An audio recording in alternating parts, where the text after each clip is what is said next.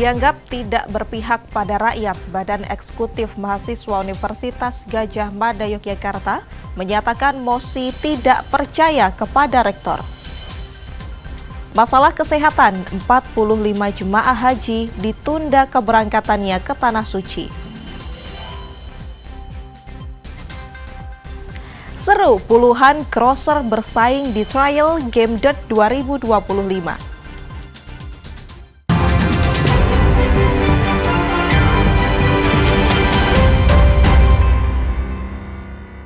Saudara, apa kabar Anda hari ini? Selain 3 informasi tadi, sejumlah informasi menarik lainnya akan kami hadirkan untuk melengkapi Kompas Jateng hari ini. Selama 30 menit ke depan, Kompas Jateng menyajikan informasi independen dan terpercaya seputar Semarang, Jawa Tengah, dan Yogyakarta. Bersama saya, Gisy Lutfia.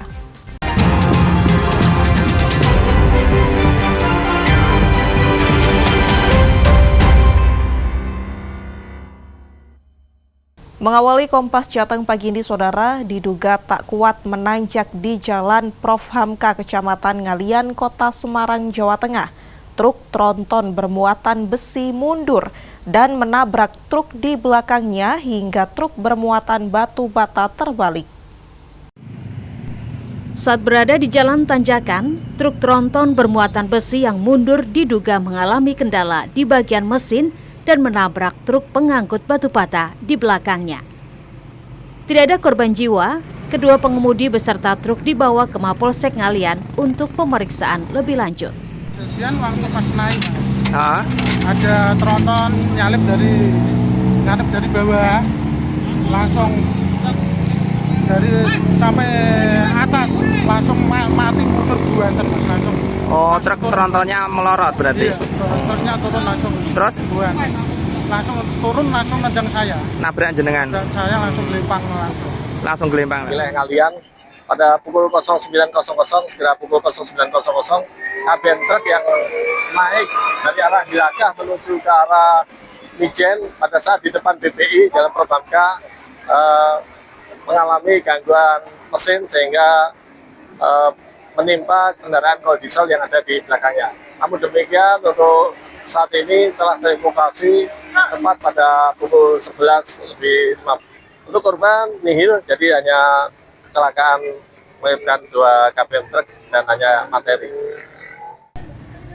Arus lalu lintas di Jalan Prof. Hamka, Kecamatan Ngalian, Kota Semarang tersendat karena proses evakuasi kedua truk. Prahayuda Febrianto, Kompas TV, Semarang, Jawa Tengah. Masih dari Kota Semarang, diduga melakukan perusakan dan pencurian terhadap barang sengketa milik PT KAI Daup 4 Semarang. 4 orang yang tergabung dalam Ormas Gerakan Rakyat Indonesia Bersatu atau GRIP Jaya ditangkap. Polda Jawa Tengah menyebut keempat anggota GRIP Jaya ternyata dibayar atau disewa oleh pihak yang pernah bersengketa dengan PT KAI Daup 4 Semarang. Di Reskrimum Polda Jawa Tengah, Kombes Dwi Subagio mengungkapkan, aksi perusakan dan pencurian terhadap aset PT KAI Daup 4 Semarang berupa rumah dinas oleh 4 anggota GRIP Jaya dilakukan di 6 TKP dan terjadi di pertengahan bulan Desember 2024. Dari pemeriksaan polisi, para tersangka melakukan perbuatan atas pesanan seseorang berinisial E yang diketahui merupakan anak dari salah satu mantan penghuni rumah dinas PT KAI.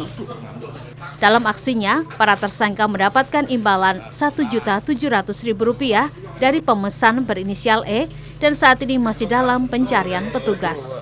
Sementara ini tersangka yang telah kami tangkap ya sebanyak 4 orang, yaitu DV, JY, KA, dan HY.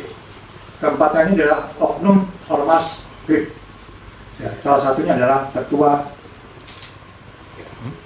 PAC ketua PAC GRIP wilayah Mijen. Saudara E mengorder kepada beberapa orang ketua dari Ormas GRIP untuk melaksanakan kegiatan merusak barang-barang yang telah dipasang oleh pihak PT KAI di 6 lokasi tersebut. Atas perbuatannya, keempat tersangka dijerat dengan pasal tentang pengerusakan dan pasal 363 KUHP tentang pencurian dengan ancaman hukuman penjara hingga 7 tahun. Heri Widodo, Kompas TV, Semarang, Jawa Tengah. Kita beralih ke sorotan lainnya, Saudara. Badan Eksekutif Mahasiswa Universitas Gadjah Mada Yogyakarta menyatakan mosi tidak percaya kepada rektornya, Ova Emilia. Mosi tidak percaya itu dinyatakan BEM UGM karena pemerintah saat ini dianggap tidak berpihak pada rakyat, sementara Rektor UGM menolak untuk menyuarakan kritikannya. Mosi tidak percaya dinyatakan oleh Badan Eksekutif Mahasiswa Universitas Gadjah Mada Yogyakarta kepada rektornya sendiri, Ova Emilia. BEM UGM mengaku kecewa kepada rektor karena dianggap tidak berani menyuarakan kritikan kepada pemerintah. Ketua BEM UGM, Tio Ardianto menyebut pemerintahan saat ini banyak mengeluarkan kebijakan yang tidak berpihak kepada rakyat, sementara mahasiswa yang mengkritik kerap mendapat intimidasi dari aparat. Di sisi lain, Rektor UGM yang diharapkan mau membantu perjuangan mahasiswa dalam mengkritik pemerintah justru tidak berani bersuara. Kami mencintai Indonesia dan mencintai Universitas Gadjah Mada.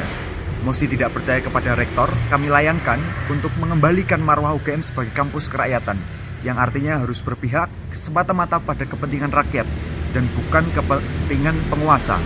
Hari ini kita mana, dan atas itu inilah ekspresi kekecewaan kami.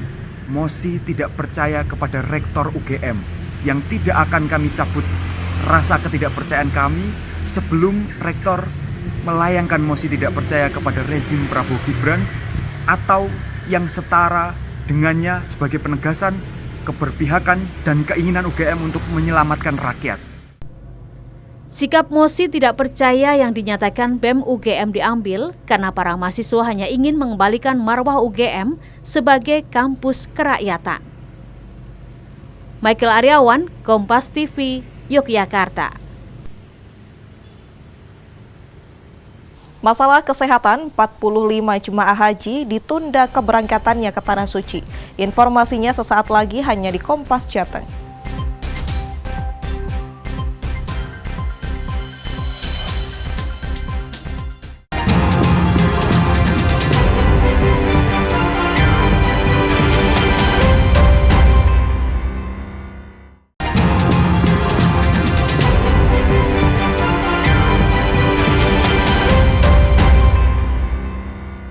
Masih di Kompas Jateng bersama saya Gesi Lutfia.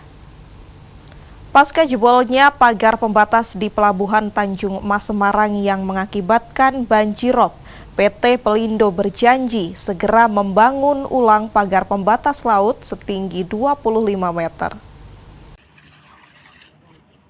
Saat ini, PT Pelindo telah membangun pagar pembatas sementara menggunakan kantong pasir untuk mengurangi genangan air rob. General Manager PT Pelindo Cabang Tanjung Emas Hardianto menyebut pagar pembatas yang jebol disebabkan anomali cuaca. Menurutnya saat ini mestinya sudah memasuki musim kemarau, namun hujan dengan intensitas tinggi terus terjadi sehingga menyebabkan air laut pasang dan meluap hingga menerjang pagar pembatas. Untuk permanen, untuk kedepannya kita akan melakukan peninggian terhadap lining itu. Kita akan mengajukan investasi untuk peninggian lining. Tanggul itu ya Pak ya? Ya, tanggul kita tinggikan karena memang sudah dengan air pasang tinggi dan tambahan air hujan, air sudah melintas. Seperti diketahui, pagar penahan air laut di kawasan Pelabuhan Tanjung Mas Semarang jebol Jumat pukul 2 siang yang mengakibatkan air laut tumpah meluas di kawasan lapangan peti kemas impor. 2 pompa air dari BPBD Provinsi Jawa Tengah dikerahkan untuk penanggulangan agar tumpahan air laut segera surut. Senot Puji, Kompas TV, Semarang, Jawa Tengah. Sementara itu, Saudara, Gubernur Jawa Tengah Ahmad Lutfi meninjau banjir di Kabupaten Demak. Dalam tinjauannya, Gubernur menyatakan penanganan banjir di Demak akan dilakukan untuk jangka pendek dengan melakukan normalisasi sungai. Sedangkan jangka panjang akan dibangun Giant Sea Wall yang merupakan program strategis nasional. Gubernur Jawa Tengah Ahmad Lutfi Minggu siang mendatangi sejumlah titik banjir di Kabupaten Demak, diantaranya pintu air Sayung Baru, jembatan Sungai Dompo, dan Dukuh Sayung Tempe. Gubernur juga meninjau kondisi pompanisasi dan aliran sungai. Setelah melakukan pemantauan, Gubernur menginginkan banjir yang memang kerap terjadi di kawasan tersebut bisa segera ditangani. Dalam jangka pendek, Ahmad Lutfi ingin segera dilakukan normalisasi sungai, sedangkan untuk jangka panjang, banjir akan ditangani lewat proyek strategis nasional Giant Sea Wall yang diperkirakan akan rampung tahun 2027. Kemudian sungai itu kan semuanya tanggung jawab dari pemerintah pusat, tetapi kita tidak tinggal diam. Artinya saya besok sudah rapat, dari kemarin sudah rapat bahwa proyek nasional terkait dengan PSN adalah Giant Sea Wall. Itu salah satu alternatif yang paling utama, tetapi itu penyelesaiannya tahun 2027. Untuk mengatasi itu saya tidak ingin berlama-lama, maka ada penyelesaian jarak dekat dan jarak panjang. Yang jarak dekatnya apa? Saya sudah koordinasi rapat dinas dari mulai kemarin, kita akan melakukan lokalisasi terhadap masyarakat yang terdampak. Kalau perlu kita siapkan pompa berikut tanggul-tanggul di masing-masing kampung, sehingga untuk menuju tahun 2027 yang nanti Giant Sea Wall berdiri, minimal kita siap. Itu yang pertama. Kemudian yang kedua, khusus aliran dari BWS kali ini, kita sudah koordinasi untuk besok saya rapatkan BWS harus punya kegiatan dengan kita solusi terkait dengan normalisasi. Sementara itu, Bupati Demak Aistiana yang mendampingi Gubernur mengatakan banjir disebabkan campuran aerob dengan kiriman air dari hulu sungai. Untuk penanganan banjir akan menggunakan anggaran kabupaten dan APBN melalui pemerintah Provinsi Jawa Tengah. Kita dari provinsi, dari BWS, dan mungkin akan didatangkan dari Komisi 5 DPR RI juga, dan dari kami Pemkab Demak, PU, Kecamatan Bapak Camat Sayung dan Bapak Lurah Desa Sayung termasuk dan beberapa kepala desa yang lain untuk sama-sama kita duduk bersama dan membahas solusi. Selain meninjau banjir, Gubernur Ahmad Lutfi juga memberikan bantuan kebutuhan pokok dan bantuan pendidikan yang dipusatkan di Desa Sayung. Langkah cepat normalisasi sungai dan bantuan kepada masyarakat diharapkan mampu meringankan beban masyarakat dan mempercepat kondisi pemulihan kondisi lingkungan. Susmintarta, Kompas TV, Demak, Jawa Tengah. Informasi lainnya, Saudara, ada kabar gembira dari kebijakan baru pemerintah Prabowo Subianto.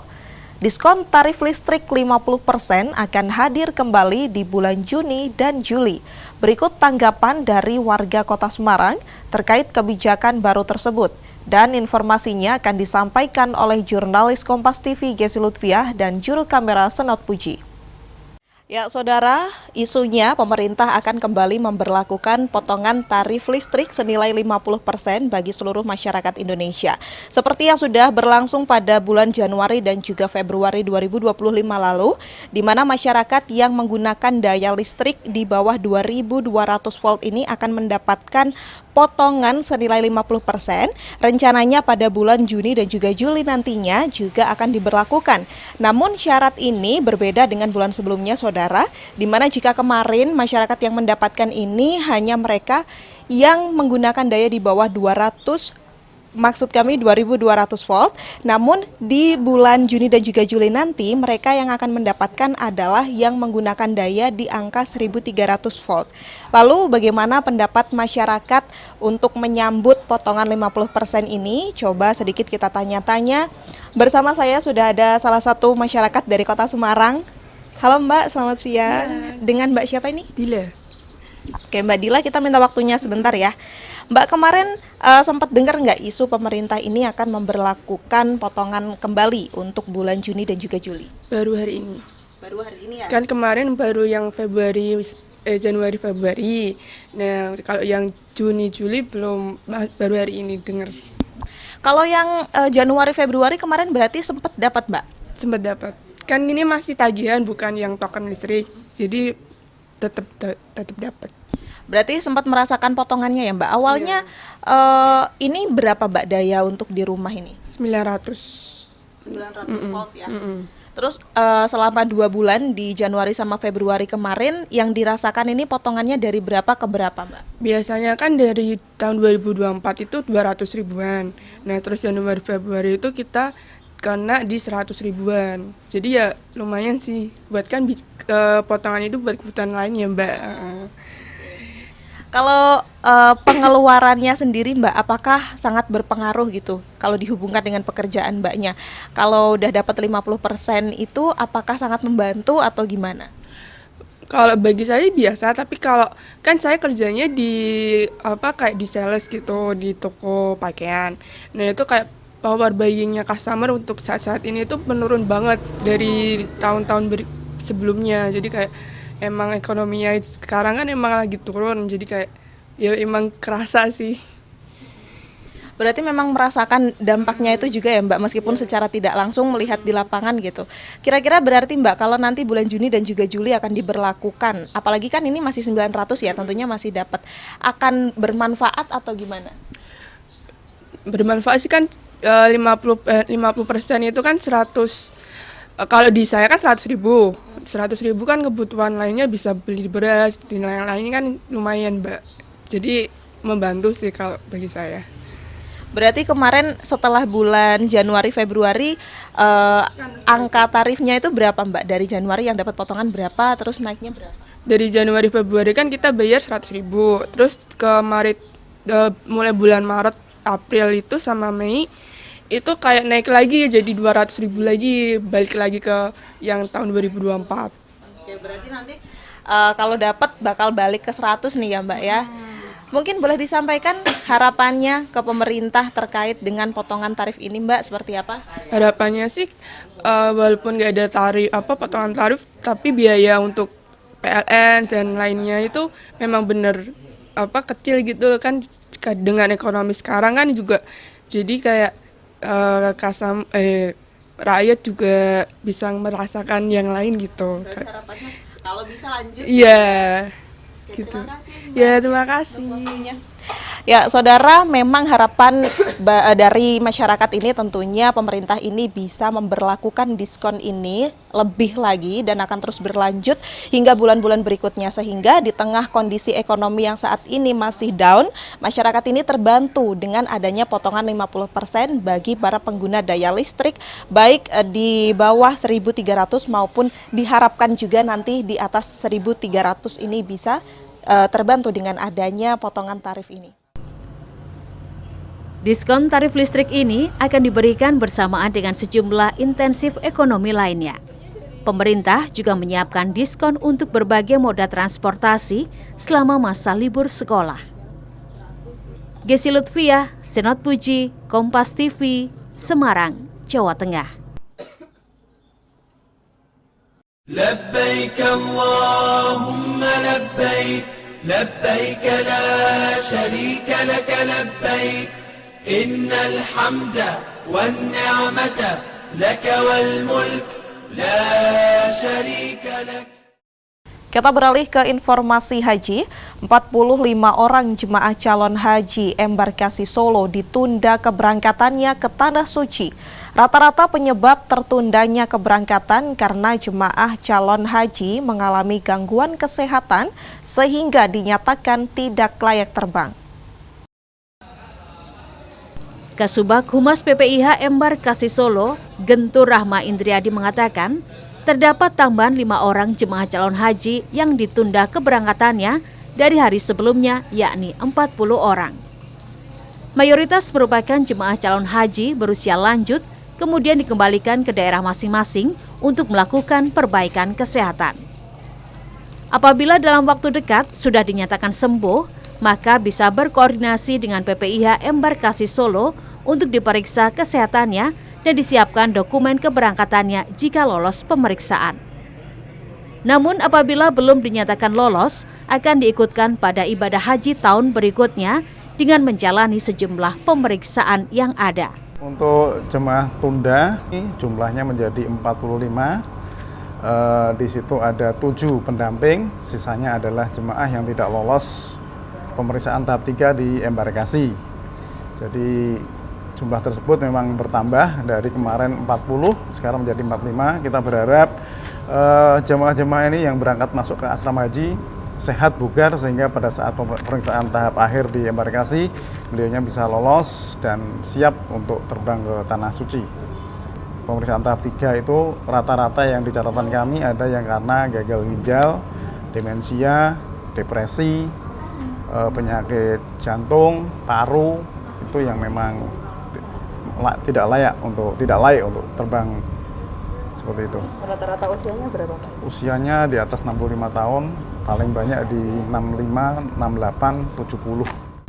Cukup banyaknya jumlah jemaah calon haji yang tunda keberangkatannya, PPIH Embarkasi Solo senantiasa mengimbau kepada jemaah calon haji yang akan berangkat untuk tetap menjaga kesehatan dan kebugaran tubuh, sehingga ketika diperiksa kesehatannya pada tahap ketiga, bidang kesehatan Embarkasi Solo lolos dan diterbangkan. Nicholas Irawan, Kompas TV, Boyolali, Jawa Tengah. لبيك اللهم لبيك لبيك لا شريك لك لبيك إن الحمد والنعمة لك والملك لا شريك لك. Seru, puluhan crosser bersaing di Trial Game Dirt 2025. Nantikan informasinya usai jeda pariwara berikut ini.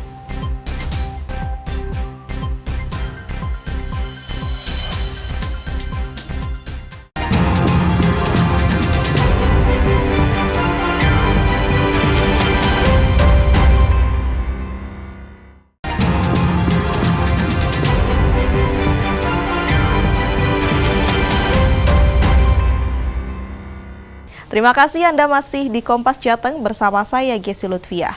Tak hanya menggaungkan pesan persaudaraan di acara Karnaval Paskah, pemerintah Kota Semarang juga mengajak seluruh masyarakat untuk memperkokoh kesatuan di tengah keragaman. Karnaval Paskah ini diawali dengan prosesi visualisasi Jalan Salib yang diperankan pemuda gereja. Jalan salib tersebut disaksikan ribuan warga Kota Semarang yang memadati Jalan Pemuda depan Balai Kota Semarang Jumat kemarin. Sebagian warga yang menyaksikan perjalanan salib ini mengaku terharu dan berkomitmen ingin tetap menjadi anak Tuhan yang baik.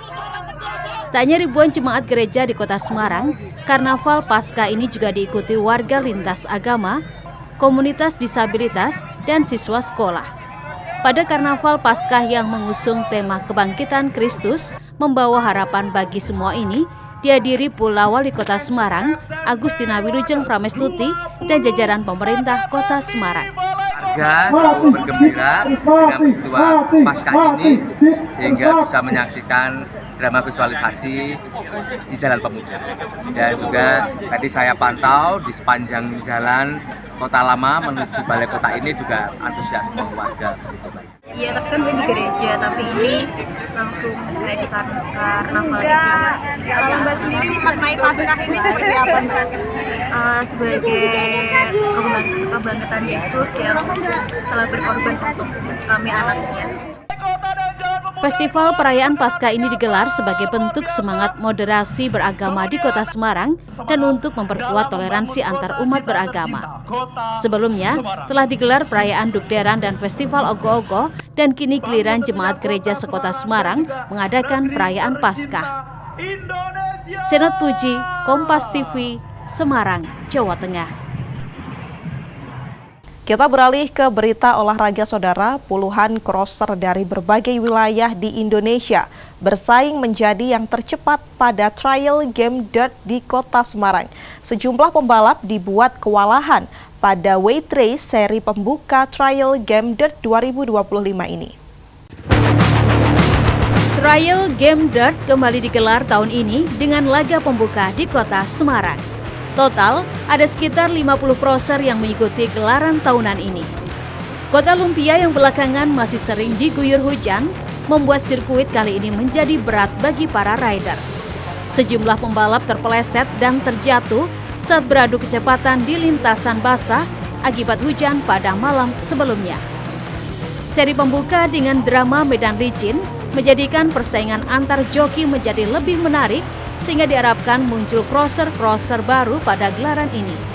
Trial Game Dirt tahun 2025 digelar dalam 5 seri, yang pertama di Kota Semarang, kedua di Sidoarjo, ketiga di Bandung, kemudian Probolinggo, dan final di Solo. Ada 4 kelas, jadi FFA Open, Campuran Open, Non-Seeded, sama FFA Master.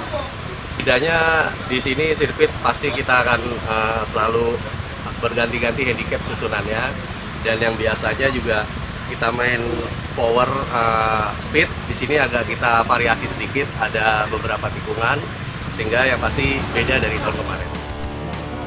Salah seorang peserta bernama Farudila Adam Taufan mengaku perlu adaptasi pada laga pembuka kali ini. Sebab, selain hujan, sebelumnya dia lebih sering mengikuti motocross, grass track, dan supermoto. Sejumlah tantangan pada Trial Game Dirt ini antara lain handicap yang berbeda dengan supermoto, serta sirkuit dengan lumpur tebal, sehingga rider harus lebih sabar dalam membuka kopling dan gas. Selain settingan motor, dia juga melakukan tambahan 2 mata pada gear belakang.